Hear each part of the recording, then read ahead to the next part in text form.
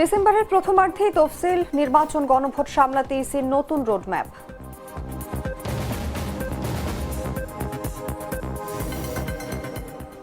দেশে আবারও ভূমিকম্প, এবারের উৎপত্তিস্থল সাভারের আশুলিয়ার বাইপাইল।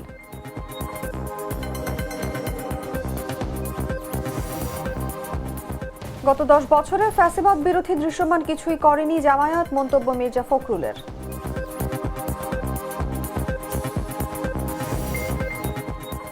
চাপের মুখে রাশিয়ার তেল কেনা বন্ধ করল ভারতের সবচেয়ে বড় শিল্প গোষ্ঠী রিলায়েন্স।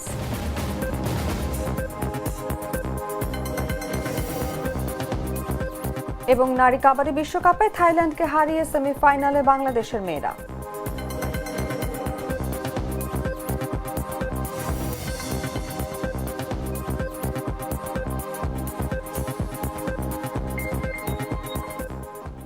এতক্ষণ শুনছিলেন সংবাদ শিরোনাম।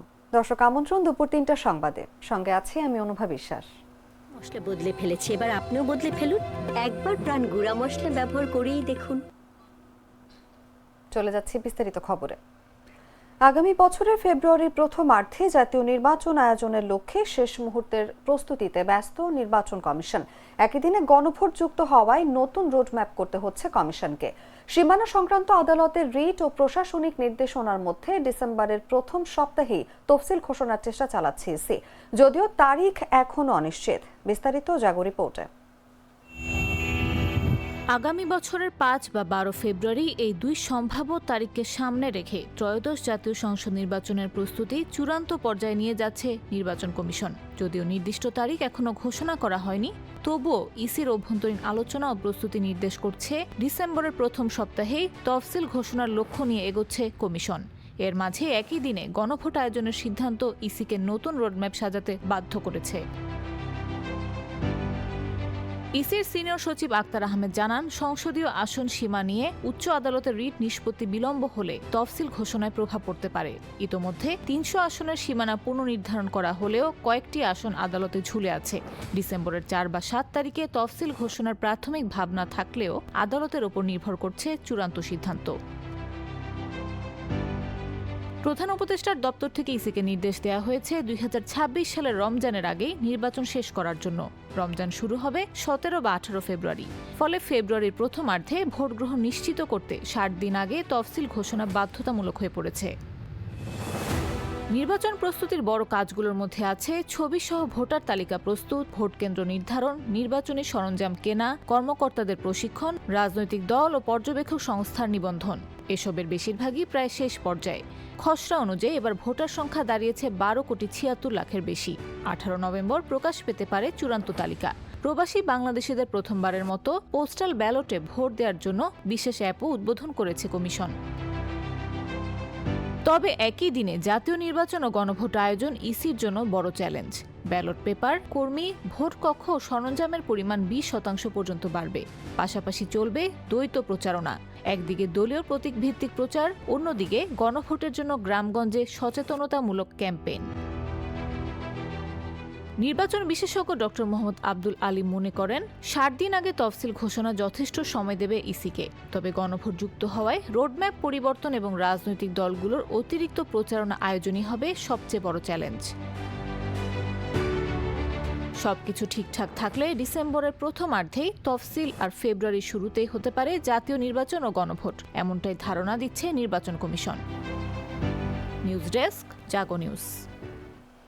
দর্শক, এই বিষয়ে আলোচনার জন্য আমাদের সঙ্গে আজ স্টুডিওতে উপস্থিত আছেন জাগো নিউজের সিনিয়র রিপোর্টার মফিজুল সাদিক। আপনাকে আমন্ত্রণ আমাদের আজকের আলোচনায়। আপনাকে ধন্যবাদ আমাকে এখানে আমন্ত্রণ জানানোর জন্য। আমরা প্রতিবেদনটিতে যেমনটি দেখছিলাম যে একই দিনে গণভোট এবং নির্বাচনের আয়োজন করা হয়েছে ইসির পক্ষ থেকে, এবং ইসির এই যে প্রশাসনিক বা লজিস্টিক এবং আমি যদি বলি প্রযুক্তিগত কি কি ধরনের প্রস্তুতি আছে, এবং পাশাপাশি ব্যয়, জনবল এবং ভোটার ব্যবস্থাপনার কি কি চ্যালেঞ্জ ইসি ফেস করছে। ধন্যবাদ আপনাকে। আপনি নিশ্চয়ই জানেন যে আজ 34 বছর পর কিন্তু গণভোটের প্রশ্নটা আসছে, যে জুলাই সনদকে আইনি ভিত্তি দেওয়ার জন্য বৃহৎ যে জামাত ইসলাম এবং বিএনপি, জামাত ইসলামের এইটা আগ্রহটা বেশি গণভোটের ক্ষেত্রে, বিএনপির অতটা মানে আগ্রহটা একটু কম। আর গণভোট অবশ্যই কিন্তু একটা চ্যালেঞ্জিং, কারণ জাতীয় নির্বাচনের মতোই এর কিন্তু কর্মযজ্ঞ। মনে করেন যে আলাদা ব্যালট বক্স লাগবে, জি। হয়তো একটাতে জাতীয় নির্বাচনের ব্যালট বক্স আর একটাতে গণভোটের। গণভোটের, হ্যাঁ। এরপরে ভোট গণনার জন্য যে লোকবল, এরপরে আলাদা ভোট কেন্দ্র করতে হবে। এরপরে হচ্ছে আর সব থেকে বড় কিন্তু যেটা চ্যালেঞ্জিং সেটা হচ্ছে প্রচার এবং প্রচারের দায়িত্বটা। কারণ যারা হয়তো বিএনপির জন্য ভোট করবে তারা ধানের শীষের জন্য ভোট চাইবে, যারা জামাত ইসলামের জন্য আছেন তারা দাঁড়িপাল্লার জন্য চাইবেন, কিন্তু গণভোট কিন্তু তারা চাইবে না। কারণ গণভোট তাদের হেডেক নাই, এটা কিন্তু সরকারের হেডেক, এটা কিন্তু সরকারের এজেন্ডা। তাদের যারা রাজনৈতিক দল তাদের কিন্তু এজেন্ডা না। তারা চাইবে যে আমি ক্ষমতায় গেলেই ওকে, দ্যাটস ফাইন, কে গণভোট দিল বা না দিল এটা তাদের কোনো ফ্যাক্ট না। সুতরাং এই গণভোটটা তো ইসির জন্য বড় চ্যালেঞ্জ। যদি রাজনৈতিক দলগুলো ইসিকে বা সরকারকে সহায়তা না করে তাহলে গণভোট মানে করাটা খুবই কঠিন হবে। আর বর্তমান যে নাসির উদ্দিন কমিশন, ওনারা কিন্তু দায়িত্ব নেওয়ার পর একটাও ভোট কিন্তু করে নাই। সুতরাং একই দিনে এত বড় ভোট কিন্তু বাংলাদেশ ইতিহাসে আর কোনো দিনে হয় নাই। সুতরাং নিঃসন্দেহে এটা অনেক চ্যালেঞ্জিং একই দিনে দুটা বড় আয়োজন করা নির্বাচন কমিশনের জন্য। একদমই তাই। এবং যেমনটি দেখা যাচ্ছে যে আসন সীমানা সংক্রান্ত রিট এবং সমাধানের একটা বিলম্ব আছে এখানে, এবং এটা কি আসলে তফসিল ঘোষণার সময়সীমাকে পিছিয়ে দিতে পারে? যেমনটি দেখছিলাম প্রতিবেদনে যে 4 অথবা 7 তারিখ নিয়ে একটা কনফিউশন আছে, এই ব্যাপারে কি বলবেন? নিশ্চয়ই, কারণ আপনি নিশ্চয়ই জানেন যে সীমানা সহ বিভিন্ন প্রায় 47টি সংসদ আসনের একটা দেখা যায় একটা অঞ্চল আরেকটা সংসদ এলাকায় গেছে, এরকম পরিবর্তন হয়েছে। এবং আপনি দেখবেন যে গাজীপুরে একটা আসন বেড়েছে, অন্যদিকে বাগেরহাট একটা আসন কমেছে, যেন সবাই রিট করছে। তো রিট করার ফলে যদি হাইকোর্ট এভাবে তারা যদি তাদের রুল বা তাদের নির্দেশনা নতুন করে দিতে হয়, তাহলে তো মনে করেন যে ইসি এক রোড ম্যাপে তারা চলতেছে, হঠাৎ করে যদি আর একটা নির্দেশনা চলে আসে কোর্টের দিক থেকে, হাইকোর্টের মানে মহামান্য আদালতের রায় তো কেউ অমান্য করতে পারবে না। সুতরাং সেটা ইমপ্লিমেন্টেশন করার জন্য তফসিলে ব্যাঘাত অবশ্যই ঘটবে। এটা হচ্ছে প্রধান যে ইসি সচিব আক্তার আহমেদ, উনি কিন্তু বলেছেন যে এভাবে যদি সীমানা নিয়ে জটিলতা তৈরি হয় এবং গণভোট হঠাৎ করে যে গণভোটের বিষয়টা আসছে, এটাতে তফসিলে ঘোষণার ক্ষেত্রে একটা বিঘ্ন সৃষ্টি হতে পারে। যেমনটি আমরা জানি যে ফেব্রুয়ারির প্রথমার্ধে জাতীয় নির্বাচন অনুষ্ঠিত হবে এবং ডিসেম্বরের 4 তারিখ বা 7 তারিখের যে কনফিউশন বললাম যে তফসিল ঘোষণা নিয়ে, আপনার কি মনে হয় যে 60 দিনের তফসিল ঘোষণার যে সময়সীমা এটা কি যথেষ্ট? ধন্যবাদ আপনাকে। এটা অবশ্যই যথেষ্ট, মানে এনাফ টাইম। আপনি নিশ্চয়ই জানেন যে 8ম জাতীয় সংসদ নির্বাচন 2008 সালে মেবি, যখন বিএনপি ক্ষমতা আসছিল, ওই সময় কিন্তু মাত্র 42 দিনে তফসিল ঘোষণার 42 দিনের মধ্যে ভোট করা হয়েছিল। সুতরাং 60 দিন এনাফ সময়।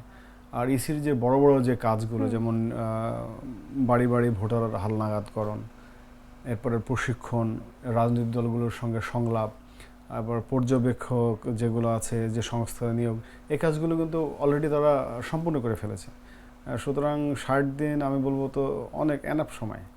চাইলে 40-45 দিনও তফসিল ঘোষণা করে ভোটার মানে একটা ভোট করা সম্ভব। হ্যাঁ, তো এবার চ্যালেঞ্জিংটা একটু আলাদা, হাতে সময় রাখতে হবে এই জন্য, কারণ এবার শুধু জাতীয় নির্বাচন না, গণভোটটা কিন্তু হবে।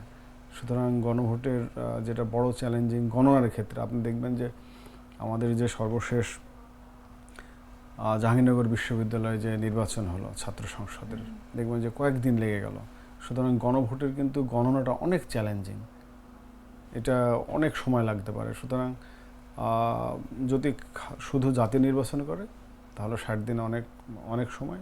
আর যদি গণভোটের কথা বলছে, এখনও গণভোটের জানা যায় এখন কিন্তু আইন হয়নি, মানে কোন আইনে গণভোটটা করবে।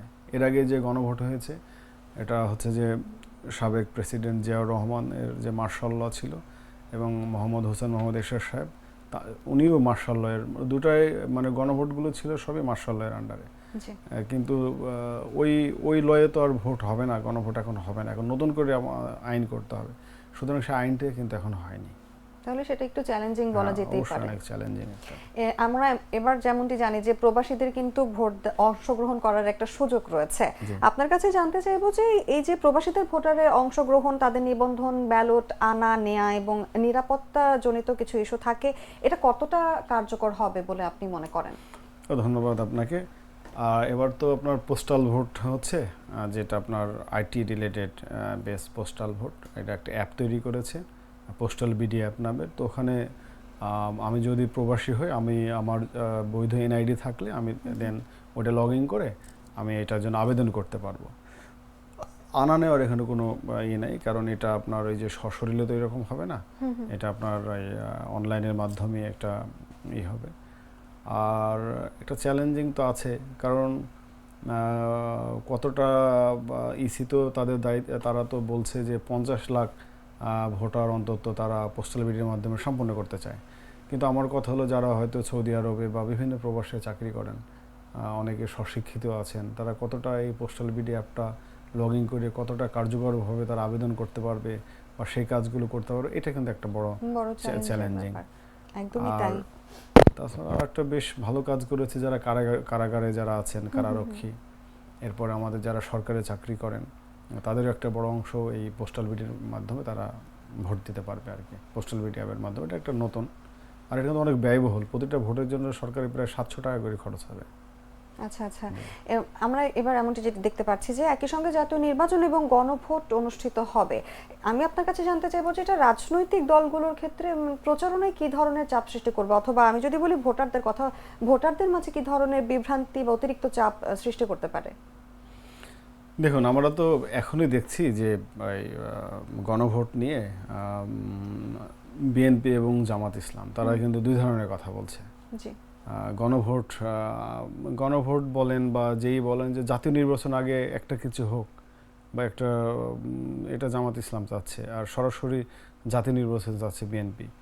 আর সুতরাং আবার দেখা যায় ভোটের পক্ষে কথা বলছে জামাত ইসলাম, আবার হচ্ছে যে গণভোটের বেশি আগ্রহ দেখাচ্ছে না বিএনপি।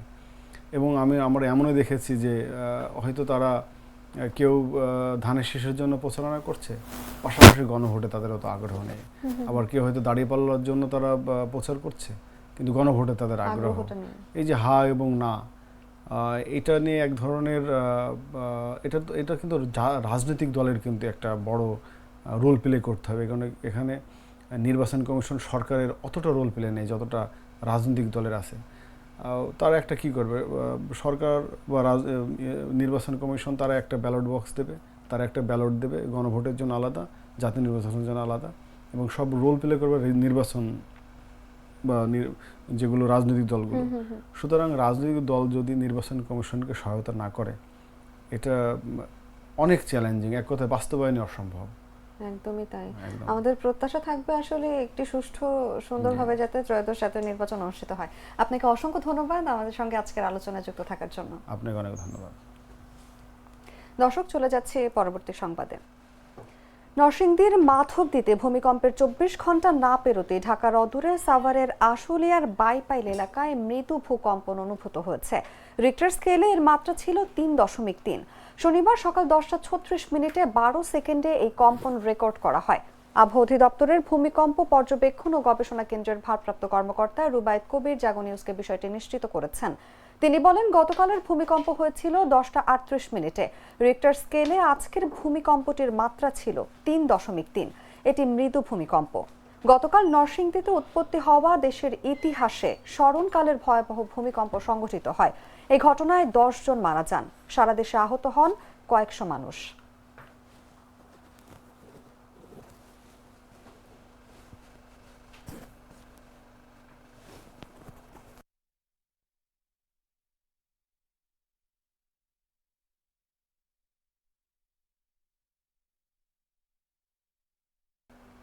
বাংলাদেশ জামায়াতে ইসলামী গত 10 বছর ফ্যাসিবাদ বিরোধী দৃশ্যমান কিছু করেনি বলে মন্তব্য করলেন বিএনপির মহাসচিব মির্জা ফখরুল ইসলাম আলমগীর। শনিবার রাজধানীর আইডিইবি মিলনায়তনে আয়োজিত এক অনুষ্ঠানে তিনি এই মন্তব্য করেছেন। মির্জা ফখরুল ইসলাম আলমগীর এ সময় বলেন, দেশে গণতন্ত্র থাকলে সবার অধিকার প্রতিষ্ঠা করা সম্ভব। ছাত্র জনতা যে পরিবর্তন এনে দিয়েছে, এই সুযোগ কাজে লাগাতে চায় বিএনপি। 10 বছর কিন্তু আমরা তাদের এই ফ্যাসিস্ট আসিরাকে পরাজিত করবার জন্য ভিজিবল দৃশ্যমান কোনো কাজ দেখিনি। ঢাকা বিশ্ববিদ্যালয়ের নির্বাচনে শুনতে পাই ছাত্রলীগের মধ্যে তারা ঢুকেছিল, শুনেছি, আমরা জানা নেই আমার, অর্থাৎ ছাত্রলীগ সেজে তারা সেখানে ছিল। এই ধরনের কাজ তো আমরা করতে পারি না। আমরা সরাসরি সামনাসামনি লড়াই করেছি। আমাদের 60 লক্ষ মানুষের মধ্যে মিথ্যা মামলা দেওয়া হয়েছে, আমাদের 20,000 লোককে হত্যা করা হয়েছে, প্রায় 1700 মানুষকে, নেতা, আমাদের এমপি সহ গুম করে দেওয়া হয়েছে। পোস্টাল ভোট বিডি অ্যাপে 3 দিনে 8,201 জন ভোটার নিবন্ধন করেছেন। এর মধ্যে পুরুষ 7,581 জন ও নারী 620 জন। শনিবার বেলা 11টায় পোস্টাল ভোট বিডি নিবন্ধন অ্যাপ থেকে এই তথ্য মিলেছে। ত্রয়োদশ জাতীয় সংসদ নির্বাচনে ভোট দিতে আগ্রহীরা গত 3 দিনে 29 দেশ থেকে নিবন্ধন করেছেন। নিবন্ধিতদের প্রায় অর্ধেকই দক্ষিণ কোরিয়া প্রবাসী। সবচেয়ে বেশি নিবন্ধন করেছেন দক্ষিণ কোরিয়ায় 3,793 জন। দ্বিতীয় স্থানে রয়েছে জাপানের 1,045 জন। এরপর দক্ষিণ আফ্রিকা থেকে 1,000 জন, চীন থেকে 656 জন, মিশর থেকে 225 ও লিবিয়া থেকে 159 জন নিবন্ধন করেছেন। প্রবাসী বাংলাদেশি ভোটার ও দেশের ভেতরের 3 ধরনের ব্যক্তিদের ভোট গ্রহণ নিশ্চিতে গেল মঙ্গলবার পোস্টাল ভোট বিডি অ্যাপ উদ্বোধন করা হয়। নিবন্ধিতরাই ত্রয়োদশ জাতীয় সংসদ নির্বাচন ও গণভোটে পোস্টাল ব্যালটে ভোট দিতে পারবেন। এক্ষেত্রে নিবন্ধনের জন্য বিশ্বের বিভিন্ন অঞ্চলে 5 দিন করে নিবন্ধনের সময় বেঁধে দিয়েছে নির্বাচন কমিশন।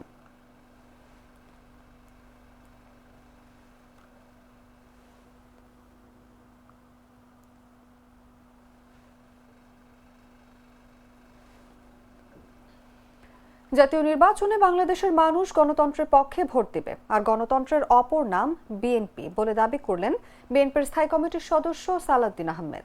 শনিবার কেন্দ্রীয় শহীদ মিনারে জাতীয়তাবাদী মুক্তিযোদ্ধা দলের এক সমাবেশে এসব কথা বলেন তিনি। জাতীয় সংসদ নির্বাচনে বাংলাদেশের মানুষ গণতন্ত্রের পক্ষে ভোট দিবে, আর বাংলাদেশ জাতীয়তাবাদী দল বিএনপির অপর নাম হচ্ছে গণতন্ত্র। বাংলাদেশ জাতীয়তাবাদী দল বিএনপির অপর নাম হচ্ছে শহীদ জিয়ার রাষ্ট্রপতির সৃষ্টি করা বহুদলীয় গণতন্ত্র। বাংলাদেশ নামক এই রাষ্ট্রটি যে সূচনা শহীদ রাষ্ট্রপতি জিয়াউর রহমানের কণ্ঠস্বরের মধ্য দিয়ে হয়েছে, ইনশাআল্লাহ তার উত্তরসূরি, সুযোগ্য উত্তরসূরি দেশনেত্রী বেগম খালেদা জিয়ার সুযোগ্য উত্তরসূরি, বাংলাদেশের এই গণতান্ত্রিক আন্দোলনের সর্বোচ্চ নেতৃত্ব, ফেসিবাদ বিরোধী গণতান্ত্রিক আন্দোলনের চূড়ান্ত পর্যায়ে যার সিদ্ধান্তে এই দেশ ফেসিবাদ মুক্ত হয়েছে, জনাব তারেক রহমানের হাত ধরেই এই দেশ উন্নতির, প্রগতির, উন্নয়নের চরম শিখরে ইনশাআল্লাহ উন্নীত হবে। বাংলাদেশে সফররত ভুটানের প্রধানমন্ত্রী শেরিং তোবগে শনিবার সাভারের জাতীয় স্মৃতিসৌধের মুক্তিযুদ্ধের শহীদদের প্রতি শ্রদ্ধা জানিয়ে স্মৃতিসৌধের বেদিতে ফুল দিয়ে শ্রদ্ধা নিবেদন করেছেন। পরে তিনি দর্শনার্থী বইয়ে স্বাক্ষর এবং একটি গাছের চারা রোপণ করেন। প্রধান উপদেষ্টার উপপ্রেস সচিব আবুল কালাম আজাদ মজুমদার এই তথ্য জানান। রাষ্ট্রীয় সফরে আজ সকালে ঢাকায় পৌঁছান ভুটানের প্রধানমন্ত্রী শেরিং তোবগে। ভুটানের প্রধানমন্ত্রীকে বহনকারী ড্রুগ এয়ারের বিমানটি সকাল 8:15 হযরত শাহজালাল আন্তর্জাতিক বিমানবন্দরে অবতরণ করে।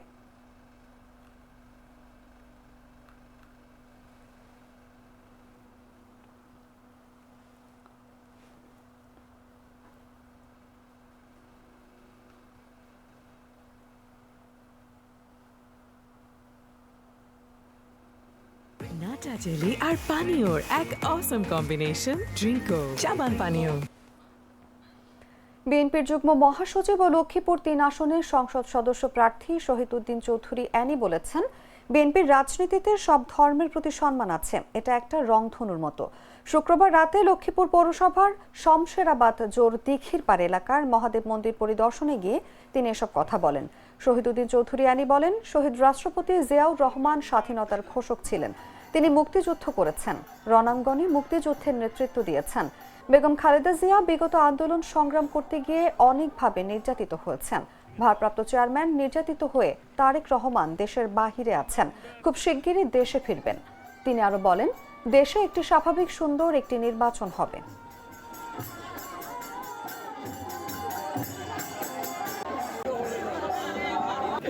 বিএনপির রাজনীতিতে তথা শহীদ রাষ্ট্রপতি জিয়াউর রহমান, তিনি স্বাধীনতার ঘোষক ছিলেন, মুক্তিযুদ্ধ করেছেন, রণাঙ্গনে মুক্তিযুদ্ধের নেতৃত্ব দিয়েছেন এবং বেগম খালেদা জিয়া বিগত আন্দোলন সংগ্রাম করতে গিয়ে অনেকভাবে নির্যাতিত হয়েছেন। এখন আমাদের ভারপ্রাপ্ত চেয়ারম্যান জনাব তারেক রহমান দেশের বাইরে আছেন, নির্যাতিত অবস্থায় খুব শীঘ্রই দেশে ফিরবেন। দেশে একটা স্বাভাবিক সুন্দর নির্বাচন হবে, নিয়মতান্ত্রিক নির্বাচন হবে, নিরপেক্ষ নির্বাচন হবে, সবাই অংশগ্রহণ করবেন। আমরা প্রত্যাশা করি অতীতে যেভাবে আপনাদের সঙ্গে ছিলাম সেভাবে থেকেই আপনাদের যে কোনো সমস্যা, আপনাদের ভাই বাদার আত্মীয় স্বজন সবাই আছেন, আপনাদের কমিটি আছে, কমিটির নেতৃবৃন্দ আমাকে দাওয়াত করেছে, আমি অত্যন্ত খুশি হয়েছি, সম্মানিত হয়েছি। আমরা বিএনপির রাজনীতি এমনভাবে করি যে সকল ধর্মের প্রতি আমাদের একটা সম্মান আছে। কুমিল্লা ৬ সদর দক্ষিণ আসনে জামায়াতে ইসলামী মনোনীত সংসদ সদস্য পদপ্রার্থী কাজী দ্বীন মোহাম্মদের নেতৃত্বে বিশাল মোটরসাইকেল শোভাযাত্রা অনুষ্ঠিত হয়েছে। এতে অন্তত ৫,০০০ মোটরসাইকেল অংশ নেয় বলে দলটির পক্ষ থেকে দাবি করা হয়েছে। শুক্রবার কুমিল্লা কেন্দ্রীয় ঈদগাহ মাঠ থেকে শুরু হয়ে শোভাযাত্রাটি কুমিল্লা নগরীর গুরুত্বপূর্ণ সড়কগুলো প্রদক্ষিণ করে এবং ঢাকা, চট্টগ্রাম, সুয়াগাজী নগরীর চকবাজার হয়ে নগরীতে এসে শেষ হয়। কর্মসূচিতে জামায়াতের বিভিন্ন স্তরের নেতাকর্মীরা অংশ নেয়। তাদের হাতে দাড়িপাল্লা প্রতীকের প্ল্যাকার্ড দেখা যায়। এ সময় ছাদখোলা গাড়ি থেকে সড়কের দুপাশে দাঁড়িয়ে থাকা মানুষদের হাত নেড়ে শুভেচ্ছা জানান কাজী দ্বীন মোহাম্মদ। শোভাযাত্রায় প্রধান অতিথি হিসেবে উপস্থিত ছিলেন জামায়াত ইসলামীর কেন্দ্রীয় কর্ম পরিষদ সদস্য, কুমিল্লা মহানগর আমির এবং কুমিল্লা ৬ আসনের সংসদ সদস্য পদপ্রার্থী কাজী দ্বীন মোহাম্মদ।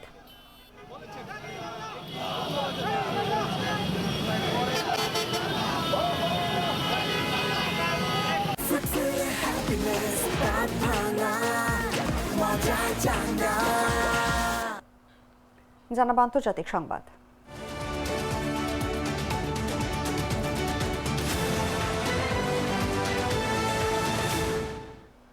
ভারতের সবচেয়ে বড় শিল্পগোষ্ঠী রিলায়েন্স ইন্ডাস্ট্রিজ রাশিয়া থেকে অপরিশোধিত তেল আমদানি বন্ধ করেছে। রিলায়েন্সের এই সিদ্ধান্তের লক্ষ্য হল ইউরোপীয় ইউনিয়নের নিষেধাজ্ঞা মেনে চলা, পাশাপাশি মার্কিন নিষেধাজ্ঞার সঙ্গেও সামঞ্জস্য রাখাও এই পদক্ষেপের উদ্দেশ্য। রিলায়েন্স এক বিবৃতিতে জানায়, ২১শে জানুয়ারি ২০২৬ থেকে কার্যকর পণ্য আমদানির নিষেধাজ্ঞার পূর্ণ প্রতিপালন নিশ্চিত করতে নির্ধারিত সময়ের আগেই এই পরিবর্তন সম্পন্ন করা হয়েছে। হোয়াইট হাউস রিলায়েন্সের এই সিদ্ধান্তকে স্বাগত জানিয়েছে। রাশিয়ার তেল কেনা দীর্ঘদিন ধরে দিল্লি ও ওয়াশিংটনের মধ্যে গুরুত্বপূর্ণ অস্বস্তির কারণ ছিল। আগস্টে মার্কিন প্রেসিডেন্ট ডোনাল্ড ট্রাম্প ভারতীয় পণ্যের উপর ৫০% শুল্ক আরোপ করেন, যার মধ্যে ২৫% ছিল রাশিয়ার তেল ও অস্ত্র কেনার শাস্তিমূলক শুল্ক। ট্রাম্প অভিযোগ তুলেছিলেন যে ভারতের এসব কেনাকাটা ইউক্রেনে রাশিয়ার যুদ্ধ প্রচেষ্টাকে সহায়তা করছে, যা ভারত অস্বীকার করে।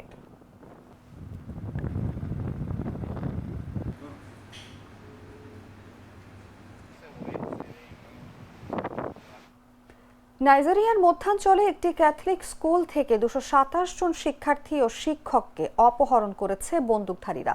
কর্তৃপক্ষ শুক্রবার এই তথ্য জানিয়েছে। এক সপ্তাহের মধ্যে দেশটিতে এটি দ্বিতীয় বড় অপহরণ।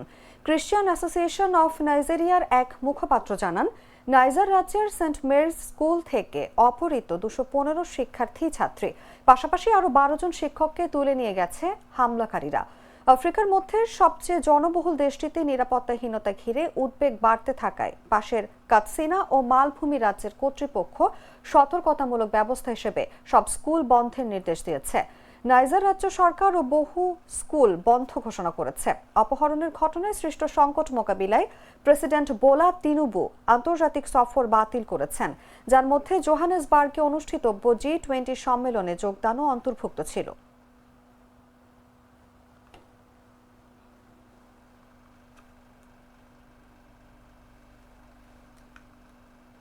সংবাদ শেষ করব খেলার খবর জানিয়ে।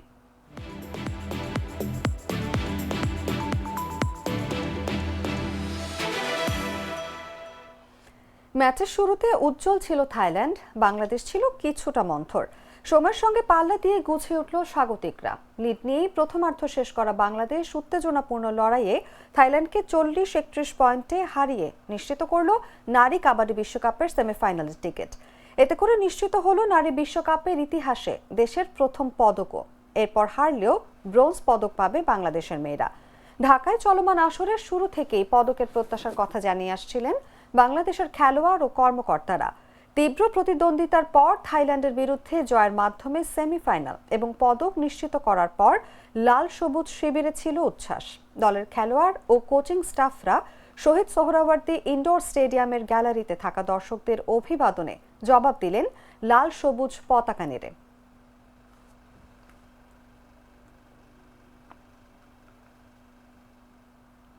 সংবাদ শেষ করার আগে শিরোনামগুলো জানিয়ে দিচ্ছি আরো একবার।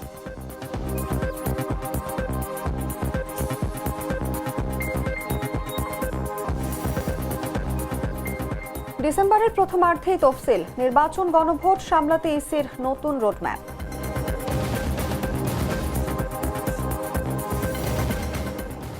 দেশে আবারও ভূমিকম্প, এবারের উৎপত্তিস্থল সাভারের আশুলিয়ার বাইপাই।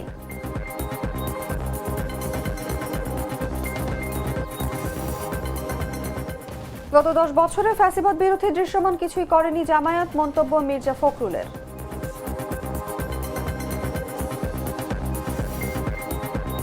চাপের মুখে রাশিয়ার তেল কেনা বন্ধ করল ভারতের সবচেয়ে বড় শিল্পগোষ্ঠী রিলায়েন্স।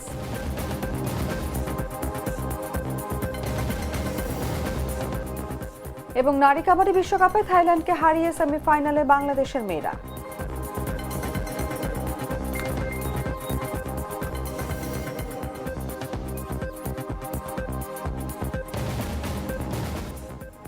দর্শক, এই ছিল এখনকার মতো। এরপর বিকেল 5টায় দেখবেন দেশজুড়ে সংবাদ। প্রতি মুহূর্তে সর্বশেষ খবর জানতে ভিজিট করুন jagonews24.com। ফলো করুন আমাদের ভেরিফাইড ফেসবুক পেজ এবং সাবস্ক্রাইব করুন জাগো নিউজের ইউটিউব চ্যানেল। ধন্যবাদ সবাইকে।